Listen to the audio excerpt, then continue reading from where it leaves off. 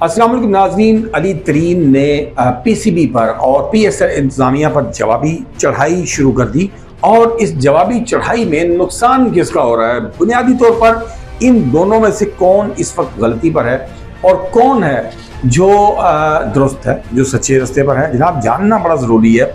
थोड़ा सा जायज़ा लेते हैं इनके बयानात का कि ये दोनों एक दूसरे के ऊपर जो फायर कर रहे हैं इसमें क्या रहा है। जी जनाब, अली तरीन ने अपने जो लीगल नोटिस उनको जारी किया गया था पीएसएल इंतजामिया की जानिब से, उस नोटिस में उनसे पूछा गया कि आपने मीडिया पर आपने अनऑफिशियली जो है वो क्यों तनकीद की है पीसीबी पर और पीएसएल इंतजामिया पर, और आपने इन मैटर्स को या इन शिकायत को ऑफिशियली बाकायदा रिपोर्ट क्यों नहीं किया या मीटिंग्स में डिस्कस क्यों ना किया। जिसके जवाब में अली तरीन ने पहले तो उनका जो ऑनलाइन आकर बाकायदा वीडियो के अंदर लीगल नोटिस फाड़ डाला।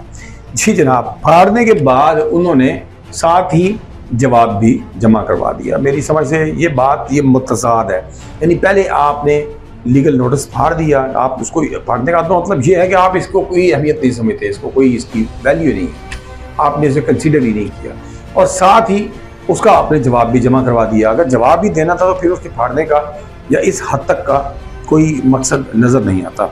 अच्छा, उसके बाद उन्होंने अपने जवाब में कहा जी कि हमने यानी मुल्तान सुल्तान ने क्या किया कि ये एकेडमीज़ का क़याम अमल में लाया टू प्रमोट द क्रिकेट की प्रमोशन के लिए काम किया जी। और उन्होंने इस जो लीगल नोटिस जारी किया गया है पीएसएल का, उसके ऊपर इजहार अफसोस किया और कहा कि मैंने क्रिकेट की प्रमोशन के लिए 7 अरब रुपए का नुकसान किया है। जी जनाब, ज़ाती तौर पे अपनी पर्सनल जेब में से 7 अरब रुपए का नुकसान उठाया है सिर्फ to promote the cricket and to promote the PSL.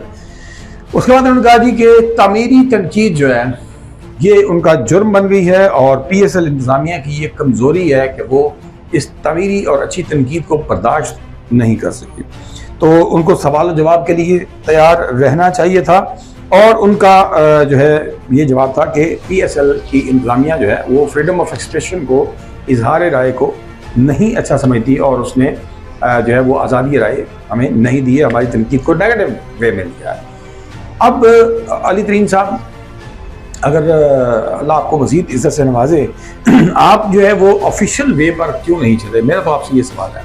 आपने ये जितनी शिकायत थी इसको डायरेक्ट मीडिया पर आकर आपको जो सोशल मीडिया या मीडिया के यूज़ का जो एक नशा या उसके ऊपर आकर आप ना जो एक हीरो बनने का एक जो आपके अंदर मैं कहूँगा कि क्रेज़ है, उससे निकल कर अगर आप ये सोचते कि आपके इससे करने से पीएसएल को कितना नुकसान हुआ है, पाकिस्तान के चंद एक ब्रांड्स जो दुनिया में किसी न किसी तरीके से पाकिस्तान की इज्जत का बायस बनते हैं, आपको एक बहुत बड़े ब्रांड के लिए जलालत और परेशानी का आपने जो है वो दरवाज़ा खोल दिया। आपने क्यों इस चलते हुए सिस्टम के अंदर आपसे सवाल किया गया, पहले तो आपसे लीगल नोटिस में उन्होंने ये बातें नहीं पूछी कि आपने क्रिकेट पे कितना नुकसान किया या अपनी सेल्फ प्रमोशन के लिए कितना पैसा लगाया।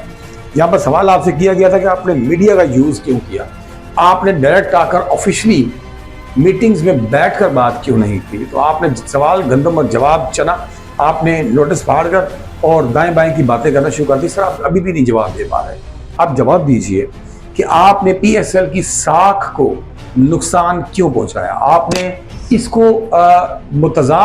मुतनाज़ा बनाने की जो कोशिश की है ये इंतहाई तकलीफ दिया किसी भी पाकिस्तानी के लिए, और चाहे वो पीएसएल के लफ्ज़ हों चाहे वो मुल्तान सुल्तान के लफ्ज़ हों, ये हमारे लिए किसी तरह भी कोई अच्छी खबर नहीं है कि इसको मीडिया में इस तरह के इन इश्यूज़ को यूँ उछाला जाए।